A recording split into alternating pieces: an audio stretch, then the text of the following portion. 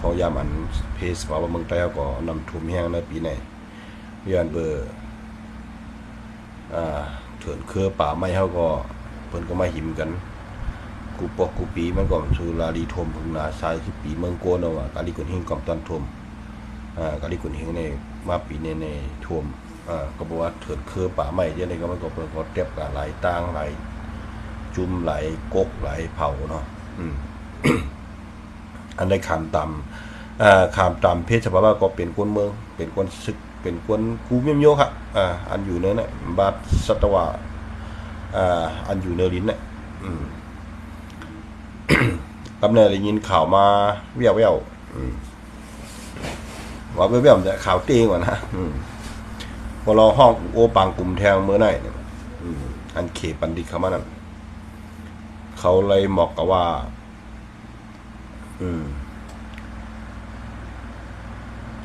เขาก็ตึกเต10 กว่าตั้งหน้าลอกไล่แผนการเขานั้นก็จะบาดเจ็บกึดความเหลวเนี่ยว่าการมิมโยได้เดี๋ยวได้เอาเฮ็ดจอมปักปึงอันเขายังอ่านมันไปเข้มแบบดีเขาได้คือป้องกันอย่างซึ่งเขาก็ฮู้จอมก้อยกาอันเขาฮู้ได้อันหาเลยฮู้มาได้เตรียมได้มีเนื้อนาตีเขาในเตรียมได้มีจุกซึกจุ่มเหรออันเขาอุบเลยเนี่ยหลายจีเวียง7จีเวียงอยู่เขาได้รับได้ละ7-8จีเวียงก็น่ะเตรียมดีมีสุกเหลอมาจุ่มซึกเหลอมาของเกี่ยวเนื้อแผนการเขาเนี่ยว่าเขาได้รับไปจุ่มเลยก็ย่อนายเก็บขวัญนาตีเขาในเตรียมเลยเขาลิกชังก็เดี๋ยวนี้มีเดี๋ยวเลยช้อนลิกร้อยอยู่ลิกร้อยมีว่าป่ะเขาทำยำพันเลยป่ะมีกล่อมจะหาเลขคือร้อยนะแต่ว่ากล่อมยำพันเลยเขาแต่ พอมีก็ดีจอมก็ยกย่องนำกัดเขานะตับสิก็หอมจะสิอันนี้ก็บอกว่าเป็นปุนเคยคือมันเผอหมอเอาก็มันไรเผอเลียดเผอเป้ก็มันอยู่อันนั้นน่ะเผอหมอเอาตื้อตังหลีเฮาในอยู่ในเมืองไต้เฮามีตับซึกไต้ตั้ง2 จุ้มย้อนเบอร์หมอเอาหมอปกป้องเนี่ยจริงๆหมอเอาจะเป็นเมืองเฮาคนเดียวน่ะถ้าเฮาตาแกดเคอยู่ไอ้แกดเคน้ำเมืองเฮาในเฮาจำเฮ็ดอะไรล่ะวันมื้อไหนปานเมืองเฮาก็เฮากลุ่มหาซี่หานี่กันน่ะเกานี้ทั้งห้องมื้อนี้นั่นจันมันเย้ากันน่ะมันเย้ากันนี่บ่เย้าตัวไอ้บ่แต่จุ่มอุบโอ้ก็แต่จุ่มอุบมันอุบก็มันอุบมันอุบอะไรรู้ดีล่ะเพราะจุ่มเคยอุบจุ่ม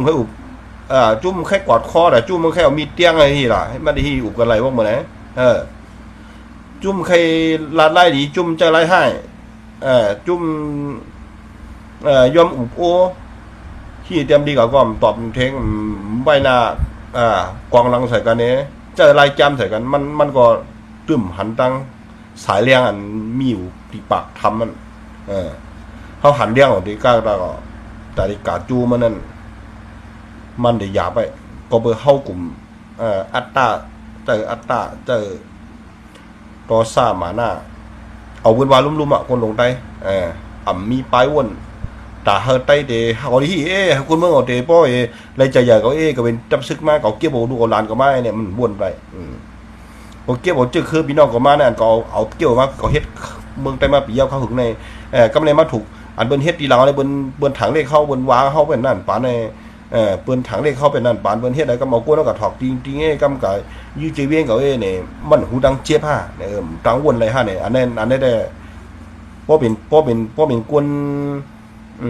กวนหลวงเป็นหักเจอหักเครือเนี่ยมันหูจักเจี๊ยบเพราะพี่น้องเจอเครือตัวเก่าซ้ำเอาไล่แก้มหนวดว่ายื้อว่ายำแบบว่ามุนจ้างก่อมไปกวนเมืองก่อมไปอันนั้นในเป็นดอกไล่อันยุบย่อมของตับซึกอันห้องชื่อว่าปาติมาชูเจอได้จะมาเซ่สุดเจ้านะวันเมื่อไหร่สุดเจ้ากลางเราก็จะเปิ้นหลาดังเมืองจะมาเซ่อันนี้เป็นลองเต้มันทัดสางด้วยวันเมื่อไหร่มีเผอ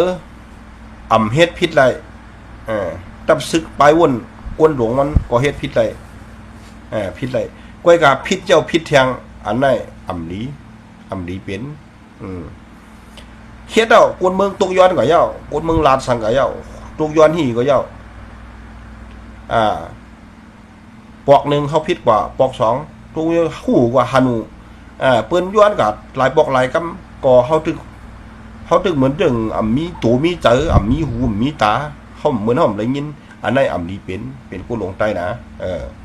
อันนั้นนี้เป็นเสียงคนเมืองในสูไรอยู่ไรก็ย้อนคนเมืองใต้มาเล่งเขามาโหต่อตีเนี่ยอย่างก็คนเมืองใต้เก็บขวัญเก็บเงินเก็บสังก็คนเมืองใต้เป็นจังก็ค้านคนเมืองหลายก้อยก็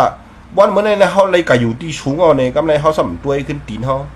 ก็อยู่ที่สูงเอาในห้ามกลมด้วยปลายตีนเขาว่าอันเขาไปมาจะนั้นเขาไปมาเหนือหูคนวันคนเมืองเขาไปมาเหนือเส้นจังนำเหนือเดือดเจอคือคนวันคนเมืองเขาก้อยก็เขาสั่มตอบเตี้ยนตาพอมีคนเมืองใต้เขาพออยู่สาลมเจออันนี้เป็นนาทีตับซึกอันสูรุเฮ็ดในนะอันสูรุเฮ็ดอันสูรุบนในเจอเฮ็ดจอมอันเปิ้นใครใครเป็นวันมื้อในเฮาเฮ็ดซึกเฮาว่าซะมาเป็นซึกอ้วนมาเปลี่ยนคนเมืองใต้สู่ก็ซ้ำตัวหลายมาเฮ็ดดังคนเฮาพี่น้องเฮาจึกคือเฮาก็เฮาก็ตัวเฮ็ดนั่นหลายป้อเป็นเปิ้นเฮาซ้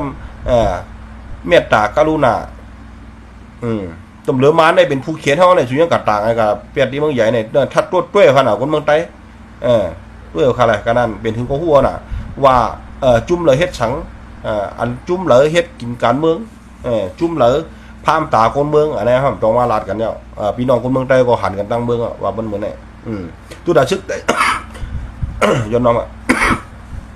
ตัวดาซึกใต้กันเขาจะไล่แกมยื้อเบ็ดกำเดียวยอบไรยื้อเบ็ดยกมือไว้ตึกยื้อเบ็ดมัดเป็ดปีเกยยื้อเบ็ดอันนี้เป็นดอกลายเดียนอันไล่สู่เฮ็ดต่อเจอคือใต้เขาหน่ะเนี่ยเบิ่นหันกันตั้งเมืองเนาะอันนี้เขาได้เฮิงขึ้นอย่าเฮิงเปียงเบิ่นอย่าบ้าเขาได้เปียงเบิ่นละวันเหมือนนั่นแน่เขาใครย่าไม่เบิ่นมัวเนาะจุ่มลงขึ้นเนี่ยประมาณตับไปหนานะจุ่มไตเขาเนี่ยตัวนึงขึ้นตั้งนาอะไรเฮ็ดก็เฮ็ดมาตากเบิ่นกว่าตั้งนาอะไรปีได้เป็นปีดี 2-3 ปีมาในเสเลนาตาไตเขาก็ตกแห้งเตะย้อนเบอร์เฮาเหมือนก็เขายามมันลุกพื้นเตื้อตางหลีมาเตื้อตางก่อนหลีขึ้นมาอันมันปันในใครว่าโหปากปีอย่างนี้ปันจังไหนนะเพิ่นลุกพื้นมันตึกมันกันตั้งเบิ่งเขาซ้ำอยู่หลายๆตัวนึงเฮาขุมมาหาลำยืลำพัดอันขึ้นมันกะดังนาอะไรมันเหมือนอย่างพอจุ่มนึงหากแก่นแข็งมาจุ่มนึงก็จันขาไว้มากะเฮ็ดให้มันยอมลงที่ดีมันมันได้กะหาที่เลี้ยงอะไรก็หาแข็งหาเลี้ยงมาก็ผายนึงมาจอมคัดขากันที่อันนี้เป็นใต้อย่างกันนะเนี่ย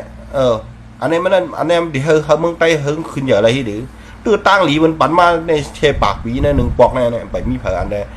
ก้นอันใดจมลุกขึ้นกันเนี่ยตึกมันในบ่มันบ่ชุ่มแบบไหนอันนี้บ่เฮาตึกเขาไรย้อนว่าเฮาตึกกันน่ะมันไม่เฮากลุ่มมัดตึกกันน่ะทำดีที่เปิ้นหันตั้งอยู่ยอมเฮาเนี่ยเปิ้นไปกาขันให้มันด้วยนั่นเปิ้นอุบโอ้บนห้องอุบโอ้บนอุบโอ้ป้าเฮาตัวรู้สุดตักฉางตัวไตอุบโอ้เฮาไตกันได้บนห้องลาเชียวนั่นมื้อนั้นห้องจุ่มปาติมาจุ่มจังไตขี้เชิงเทือนเนาะจังได๋กะขึ้นบางกลุ่มจิลาเชียวมื้อตึกโคราชนั่นน่ะมื้อนั้นมื้อมายึดเมืองนั่นหันจะชื่อว่าหันดีจอมนี่ก็ภายปาติมันช่วงนี้ออกลีกำเลยได้กำแถมซึกมันนี่เนาะตื่นลัดแต่เมื่อนั้นมาน่ะอันนี้คนเมืองใต้ก็จะนี่ป่องเจอว่าพอเฮ็ดจุ่มเลยเหตุการณ์วันเมือง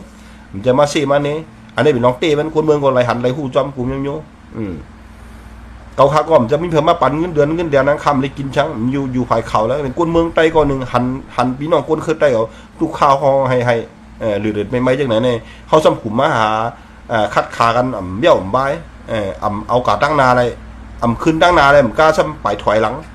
เปิ้นกะตั้งนาเฮาถอยหลังไล่เฮ็ดเฮามันเนี่ยไล่ซึกใต้ได้นะเปิ้นขึ้นตั้งนาน่ะฮือเตรายวันในเมืองเปิ้นคัดใจเฮ็ดเขาซ้ำหนังเฮาได้โจมได้หายเขากำลำยากันลำเก่ากันหนังเฮาได้ตกเตี่ยมนั่นหนังเขาเดี๋ยวเป้มันอะไรหนังคือได้เฮาได้ตกเตี่ยมคือได้เฮาได้ปลายได้ผานในเฮาซ้ำกลุ่มมาเฮ็ดนั่นกันขึ้นอันในห้อมป่วยฮะตาจุ่มเมียถามเจ้ารู้คนดวงไตเนี่ยเนื้อจุ่มปาติมาจุ่มไตตาจุ่มเมียหูจุ่มเมียจุ่มหันน่ะหุ่มเมียน่ะตาเมีย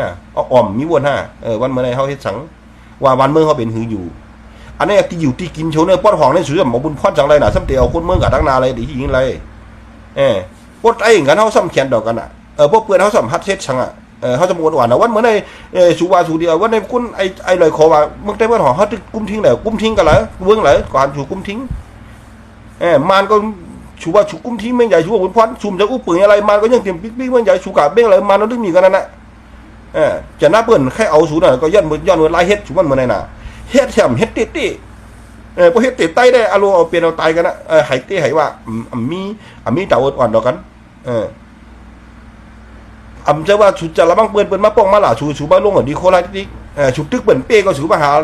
หาปีกินไตเที่ยงก็เป้ก็มันนี่ไตกันมันนี่ไตว่าอย่าชึกจังมาแน่ว่านี่คนเมืองอันเขาลาได้ข่มจะหูหนวกตาวัดมันกูปอกกับปั๊มเทเลียวได้นะเปิ้นหู้เปิ้นหันไล่เฮาเฮ็ดเมืองขี้เขามันส่งได้หรอเฮ็ดเมืองคิดเลยก็เปิ้นหันนั่นตั้งเมืองอ่ะ